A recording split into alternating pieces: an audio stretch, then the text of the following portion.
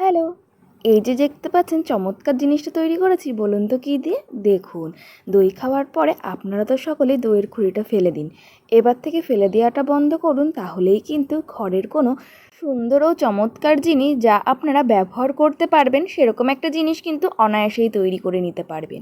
তাই তো আজ কিন্তু আমি তৈরি করে নিয়েছি গয়নার বাক্স বা গয়নার খুঁড়ি। আপনারা যেটা খুশি নাম দিতে পারেন। দেখুন, এটা কিন্তু করতে বেশি কোনো খাটনি না।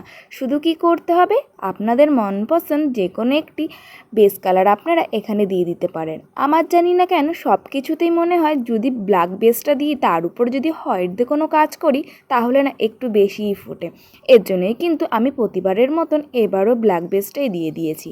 তারপরে দেখতে পাচ্ছেন হোয়াইট কালার দিয়ে কী সুন্দরভাবে ডিজাইন করে নিয়েছি। আমার ফুল ভিডিওটাও কিন্তু পেজ বা চ্যানেলে আপলোড আছে, আপনারা ডিটেলসে দেখে অবশ্যই কিন্তু বাড়িতে ট্রাই করে থাকতে পারেন। আজকের জন্য এইটুকুই।